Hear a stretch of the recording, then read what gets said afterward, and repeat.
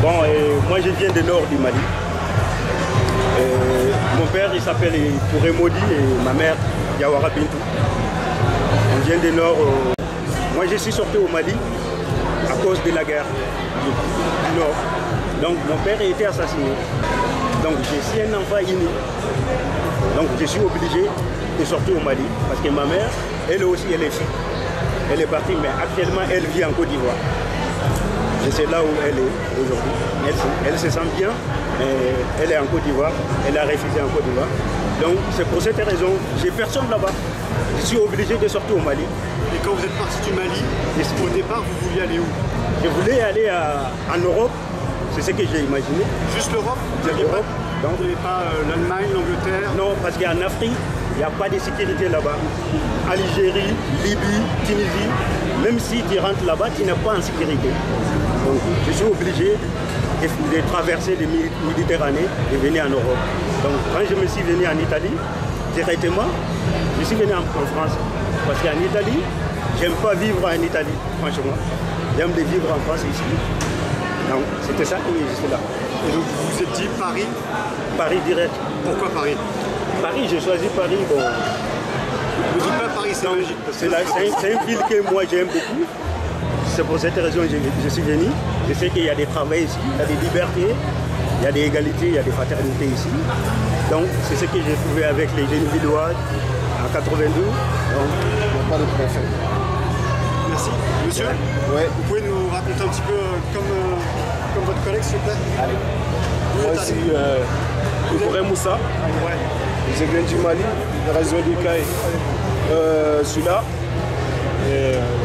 Moi je trouve que c'est normal en fait. Le monde c'est comme ça, tu vois. Il y a des Européens qui immigrent en Afrique, il y a des Africains qui immigrent en Europe, tu vois. Là où tu peux avoir la meilleure vie, tu vis là-bas, c'est le monde, c'est comme ça, tu vois. Du coup, je suis là depuis 5 ans. Je travaille avec une entreprise,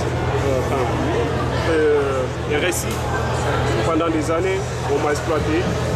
J'avais pas de papier. Je les ai demandé de me régulariser. J'ai fait quelques mois pour obtenir les CERFA, c'est-à-dire les CERFA, les promesses d'embauche, qui permettent d'être régularisé au niveau de la préfecture. Et maintenant, on se dirige vers la préfecture, ils ne veulent pas donner les papiers. Et vous, quand vous êtes parti du Mali, vous vouliez venir en France aussi? Je voulais venir en France. Pourquoi la France? Parce que j'ai pensé qu'ils allaient avoir les meilleures vies ici, qu'ils allaient pouvoir bosser, gagner ma vie comme tous les ans normal en fait. Mais ce n'était pas le cas. Voilà, je n'ai pas trouvé comme ça et c'est la misère. J'ai dormi dehors pendant 13 mois pour obtenir les papiers. C'est le piquet de grève. Hein. Piquet de grève. C'est le piquet de grève. J'ai dormi 13 mois dehors pour obtenir une régularisation, pour travailler, pour pouvoir travailler dignement. Pendant 13 mois, il n'y a aucun. On a rencontré M. le ministre, M. Darmanin. Vas-y, on a parlé. Il nous a dit, après avoir parlé, il nous a dit vous méritez les papiers. Le préfet il était présent, le préfet de 92, Laurent Otio, il était présent. Après l'entretien avec M. Darmanin, il nous a délivré des récépissés de 6 mois à 83 salariés. On a commencé tous à bosser tout de suite. Ça les approuve que nous sommes des bosseurs. Pendant 6 mois, on a tous travaillé. Et le moment où il faut changer les récépissés, il faut renouveler. Ils ne veulent plus renouveler parce qu'ils ne veulent pas voir les gens libres. Ils méprisent. C'est quoi? C'est de la colère là? C'est de la déception? C'est de la tristesse? C'est la déception, c'est la tristesse. C'est pas humain d'ailleurs. C'est pas humain. On est tous des humains, on mérite tous une vie, quoi, une meilleure vie. Mais on ne savait pas qu'on allait trouver cette France comme ça. Malheureusement, c'est pas comme ça. On continue à travailler, on va continuer à se battre jusqu'à ce qu'on obtienne notre régularisation. C'est notre but.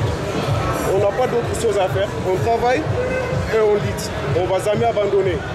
C'est tout ce que j'ai à vous dire. Et sur les raisons du refus, tu n'en as pas eu C'est un refus. Ah oui. Excuse-moi, c'est un refus. Filmez bien Comme ça. prétexte. Ils ont dit quoi? Que je ne parle pas français. Ouais. Moi je trouve que vous parlez Je ne suis pas là, je ne suis pas en train de parler chinois quand même. Ils m'ont dit que je ne parle pas français. Est-ce que, monsieur le journaliste, vous trouvez ça normal? Est-ce que c'est vrai? Je ne parle pas français. Tu ne comprends pas là? Non, je comprends pas. Voilà. Je parle français, ils ne veulent pas donner, ils nous méprisent. On mérite le bonheur. On est des travailleurs, on est des soldats. On travaille, on continuera à bosser. On ne va jamais abandonner jusqu'à ce qu'on obtient tous notre régularisation. La lutte continue. On ne va jamais lasser. Bravo, Moussa.